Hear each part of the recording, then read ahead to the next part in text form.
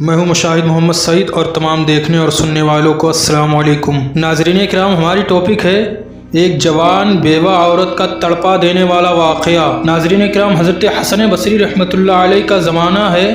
آپ کی ایک شاگردہ جو باقاعدہ آپ کا درس سننے آتی تھی، نہایت عبادت گزار تھی، اس بیچاری کا جوانی میں خاوند چل بسا۔ اس نے دل میں سوچا، ایک بیٹا ہے، اگر میں دوسرا نکاح کر لوں گی تو مجھے دوسرا خاوند تو مل جائے گا، لیکن میرے بچے کی زندگی برباد ہو جائے گی۔ اب وہ بچہ جوان ہونے کے قریب ہے، یہی میرا سہارا صحیح۔ لہٰذا اس عظیم ماں نے یہی سوچ کر اپنے جذبات کی قربانی دی۔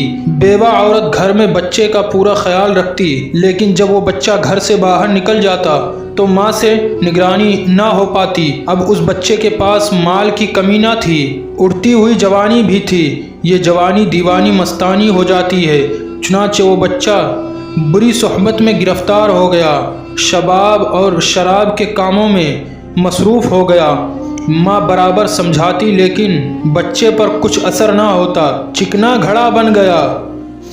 وہ اس کو حضرت حسن بصری کے پاس لے کر آتی۔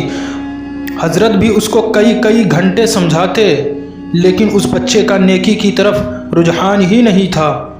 حضرت کے دل میں بھی یہ بات آئی کہ شاید اس کا دل پتھر بن گیا ہے، مہر لگ گئی ہے۔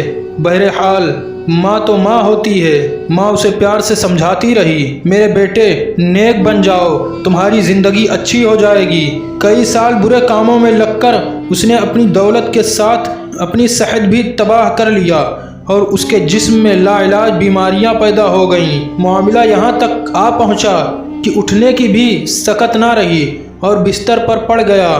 اب اس کو آخرت کا سفر سامنے نظر آنے لگا۔ ماں نے پھر سمجھایا، بیٹا تو نے اپنی زندگی تو خراب کر لی، اب آخرت بنا لے اور توبہ کر لے، اللہ بڑا غفور الرحیم ہے، وہ تمہارے تمام گناہوں کو معاف کر دے گا۔ جب ماں نے سمجھایا، اس کے دل پر کچھ اثر ہوا، کہنے لگا، ماں میں کیسے توبہ کروں، میں نے بہت بڑے گناہ کیے ہیں۔ ماں نے کہا، بیٹا حضرت سے پوچھ لیتے ہیں۔ بیٹے نے کہا، ماں اگر میں فوت ہو جاؤں تو میرا جنازہ حضرت حسن بصری رحمۃ اللہ علیہ پڑھائیں۔ ماں حضرت کے پاس گئی۔ حضرت خانے سے فارغ ہوئے تھے اور تھکے ہوئے تھے اور درس بھی دینا تھا، اس لیے قیلولہ کے لیے لیٹنا چاہتے تھے۔ ماں نے دروازہ کھٹکھٹایا، پوچھا کون؟ عرض کیا، حضرت میں آپ کی شاگردہ ہوں، میرا بچہ اب آخری حالت میں ہے، وہ توبہ کرنا چاہتا ہے، لہٰذا آپ گھر تشریف لے چلیں۔ حضرت نے سوچا، یہ پھر دھوکہ دے رہا ہے اور میرا وقت ضائع کرے گا اور اپنا بھی کرے گا۔ سالوں گزر گئے، اب تک کوئی بات اثر نہ کر سکی، اب کیا کرے گی؟ کہنے لگے، میں اپنا وقت ضائع کیوں کروں، میں نہیں آتا۔ ماں نے کہا، حضرت اس نے تو یہ بھی کہا ہے کہ اگر میرا انتقال ہو جائے تو میرا جنازہ حضرت حسن بصری پڑھائیں۔ حضرت نے کہا، میں اس کے جنازے کی نماز نہیں پڑھاؤں گا، اس نے تو کبھی نماز ہی نہیں پڑھی۔ اب وہ شاگردہ بیوہ عورت تھی، چپ کر گئی، روتی ہوئی گھر آ گئی۔ بیٹے نے پوچھا، کیا ہوا؟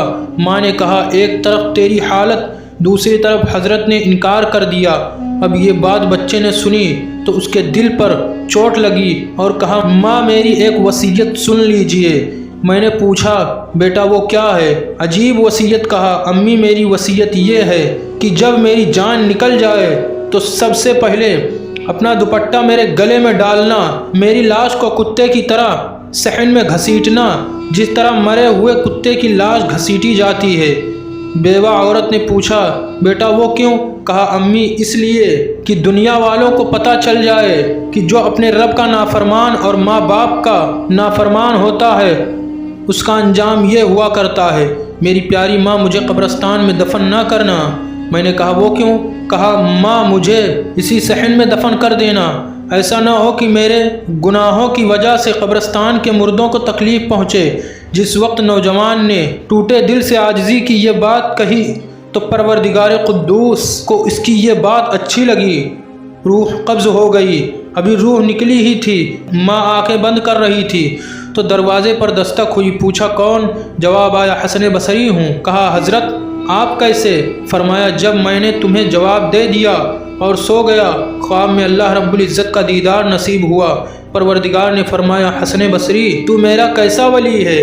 میرے ایک ولی کا جنازہ پڑھنے سے انکار کرتا ہے۔ میں سمجھ گیا کہ اللہ نے تیرے بیٹے کی توبہ قبول کر لی ہے، تیرے بچے کی نماز جنازہ پڑھنے کے لیے حسن بصری کھڑا ہے۔ اے اللہ، تو کتنا کریم ہے کہ مرنے سے چند لمحہ پہلے اگر کوئی بندہ شرمندہ ہوتا ہے تو اس کی زندگی کے گناہوں کو بھی تو معاف کر دیتا ہے۔ محترم ناظرین کرام، اس ویڈیو سے ہمیں سبق حاصل ہوتی ہے کہ ہم کتنے بھی گنہگار ہوں مگر اللہ رب العزت غفور الرحیم ہے۔ ہمیں ہمیشہ اللہ رب العزت سے معافی کی امید رکھنی چاہیے اور اللہ رب العزت سے ہمیشہ توبہ کرنی چاہیے، کیونکہ اللہ رب العزت غفور الرحیم ہے، 70 ماہوں سے زیادہ محبوب رکھتا ہے اپنے ایک بندے کو، تو اپنے ایک بندے کو ہمیشہ وہ محبوب رکھتا ہے۔ اور اگر بندہ گناہ کرتا ہے اور گناہ کرنے کے بعد اللہ کے بارگاہ میں توبہ کرتا ہے تو میرا غفور الرحیم پروردگار قدوس اسے معاف فرما دیتا ہے۔ محترم ناظرین کرام، اسی طرح مزید اسلامک حکایات و اسلامک جنرل نالج کے لیے ہمارے یوٹیوب چینل کو سبسکرائب کریں اور پاس میں رکھے ہوئے بیل آئیکن پر بھی پریس رکھیں